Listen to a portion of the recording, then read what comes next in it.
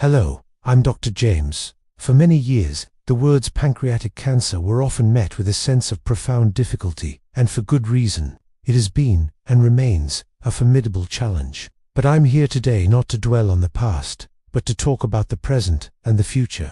And the truth is, the landscape of pancreatic cancer treatment is changing more rapidly and more hopefully than at any other point in our history. The ground is shifting beneath our feet, and new doors are opening. Let's walk through what that new landscape looks like together.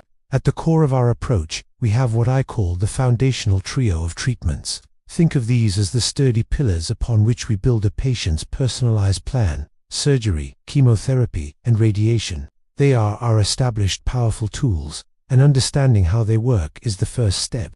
First, let's talk about surgery. For patients whose cancer is confined to the pancreas and hasn't spread to distant sites, surgery offers the best chance for a cure. It's an aggressive, definitive step. The two most common procedures are the Whipple procedure, for tumors in the head of the pancreas, and the distal pancreatectomy, for tumors in the body or tail.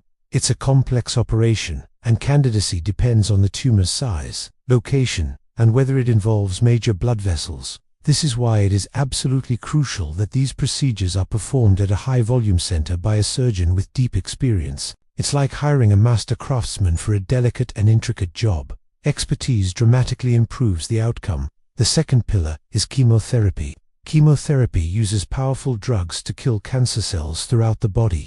Its role is versatile. Sometimes, we use it before surgery, a strategy called neoadjuvant therapy. Imagine a tumor that is a bit too large or too close to a critical blood vessel to be safely removed. Neoadjuvant chemotherapy can act like a tide, causing the tumor to recede and shrink, potentially making an inoperable tumor operable.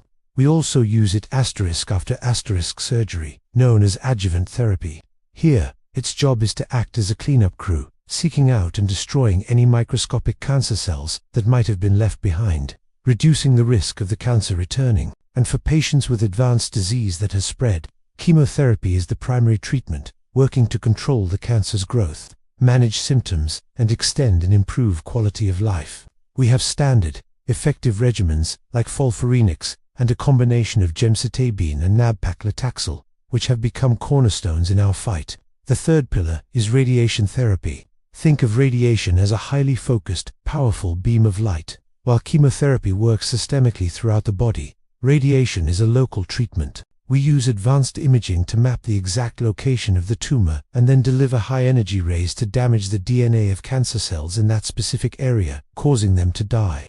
We often combine it with a low dose of chemotherapy, a technique called chemoradiation, as the chemotherapy can make the cancer cells more sensitive to the radiation's effects.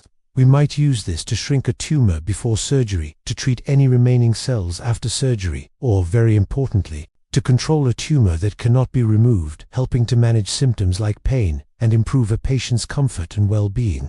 These three pillars, surgery, chemotherapy, and radiation, form the bedrock of our treatment strategy. But what's truly transforming the horizon of hope is the rise of precision medicine. For a long time, we treated pancreatic cancer as a single entity. We now understand that's not the case. Every patient's tumor has a unique genetic fingerprint, a specific set of instructions that makes it grow. Precision medicine is about decoding that fingerprint and using that information to our advantage. The first step is genetic and biomarker testing. This involves taking a sample of the tumor and analyzing its DNA for specific mutations or characteristics. It's like being a detective, looking for very specific clues. We search for things like mutations in the BRCA genes, which are more commonly associated with breast and ovarian cancer, but are found in a subset of pancreatic cancers. We look for a biomarker called MSI-High, which indicates a specific type of genetic instability.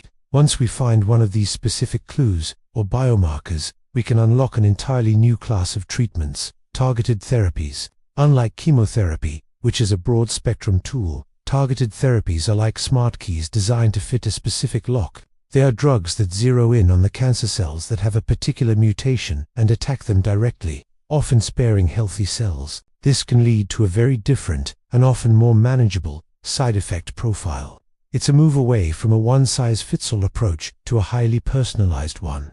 And alongside this, we have immunotherapy. This is perhaps one of the most revolutionary ideas in all of cancer care. Immunotherapy doesn't attack the cancer directly. Instead, it unleashes the power of your own immune system. Your body has an incredible defense force, T cells, that are designed to find and destroy invaders. But cancer is clever. It can put up a shield that makes it invisible to these T cells. Immunotherapy drugs, particularly for that MSI-high subgroup of patients, can effectively dismantle that shield, allowing the body's own immune system to recognize and attack the cancer. This is a game changer, turning the patient's own body into a powerful ally. This brings us to a vital pathway for progress: clinical trials. There is a common misconception that clinical trials are a last resort, an option to consider only when all others have failed. I want to reframe that completely. Clinical trials are a gateway to accessing tomorrow's treatments today. They are a proactive, hopeful, and essential part of a comprehensive treatment plan for many patients. Every single standard treatment we have now, every chemotherapy regimen, every targeted therapy, was once a clinical trial. Participating in a trial means you are getting access to the absolute cutting edge of science. Whether it's a novel targeted drug, a new immunotherapy combination, or an innovative surgical technique, they are meticulously designed, with patient safety as the absolute top priority. You can find them through resources like the Pancreatic Cancer Action Network or the National Cancer Institute. And it's a critical conversation to have with your oncology team. Asking, is there a clinical trial that's right for me, is one of the most empowering questions a patient can ask. So, how do we put all of this together?